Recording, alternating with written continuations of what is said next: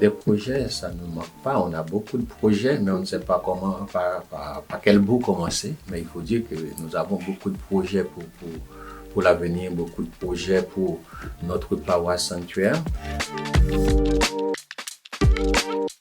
Quand je suis arrivé ici à Saint-Laurent-sur-Sèvre, j'ai eu, pas un honneur, mais j'ai eu vraiment la chance de célébrer le premier anniversaire de la mort du père Olivier Maire.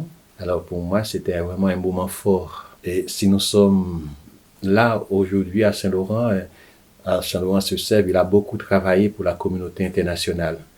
Quand il est décédé dans cette condition, et vraiment, ça a été vraiment un choc pour nous. Et puis ensuite, j'ai été installé le 9 octobre. Quand je suis arrivé dans cette paroisse, alors ça a été un peu difficile pour moi. Je me suis dit, mais comment je vais faire? Parce que paroisse sanctuaire, c'est une grande mission. J'ai dû travailler de concert avec le père Janvier, parce que lui, c'était sa première expérience comme curé. Ces deux paroisses, et Saint-Louis-Marie-Grignon de Montfort et Saint-Barthélemy de Montagne, ce sont deux paroisses et jumelles. Et là, nous avons travaillé ensemble. Et l'autre chose qui m'a marqué aussi, parce que quand je suis arrivé ici, il fallait mettre des structures paroissiales. Maintenant, il faut restructurer, il faut un conseil économique. Le conseil économique pour la paroisse, c'est important, le conseil économique. Donc, j'ai eu vraiment de très bonnes collaborations vraiment pour mettre sur pied le conseil économique, pour restructurer le conseil économique, parce que déjà, il y avait le conseil économique pour les sanctuaires, mais pour la paroisse, ça fait que nous avons un conseil économique pour la paroisse et le sanctuaire. Il y avait un conseil paroissial aussi, tout ça, il fallait mettre un conseil paroissial. Et j'ai eu la collaboration des gens pour mettre sur pied ce conseil paroissial. Ici, nous sommes une communauté de 3. Et donc, vous êtes arrivés... Nous sommes arrivés en septembre, le 4 septembre 2017. Ça va faire bientôt 6 ans. Notre mission, depuis que l'évêque a demandé à notre supérieur général de mettre sur pied une communauté ici, bien sûr avec la collaboration de Montfortin, l'évêque nous a chargé de faire l'animation spirituelle pour que le sanctuaire soit vraiment un lieu où tout le monde peut se ressourcer. C'est-à-dire l'animation spirituelle, nous animons les offices, le chapelet, les adorations, mais nous ne sommes pas toutes seules.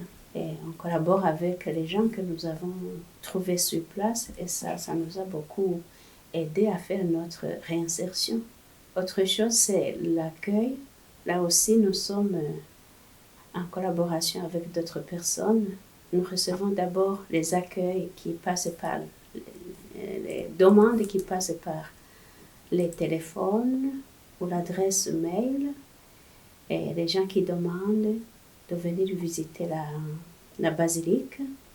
On discute ensemble, on voit ensemble les moments qui peuvent être favorables. Et alors, quand ils arrivent, on les accueille, on prépare les offices.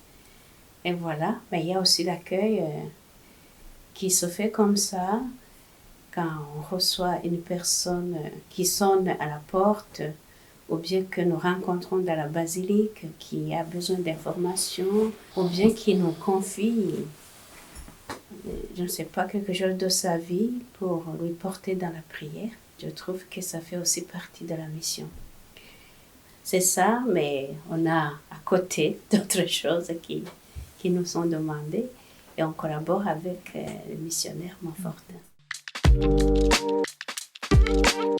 Des projets, ça ne nous manque pas. On a beaucoup de projets, mais on ne sait pas comment, par quel bout commencer. Mais il faut dire que nous avons beaucoup de projets pour l'avenir, beaucoup de projets pour notre paroisse sanctuaire. Tout le monde disait Saint-Laurent, c'est la terre sainte de la Vendée. Ah oui. Et quand on voit la richesse de Saint-Laurent, comme vous avez dit, Parce que ici, nous avons, les 3 congrégations sont là, sont présentes, il faut le dire. Par exemple, il y a les missionnaires Montfortin, il y a aussi les filles et la sagesse, avec Marie-Louise, et aussi les frères de Saint-Gabriel. Donc, ces 3 congrégations, c'est ce qui constitue toute la famille Montfortaine.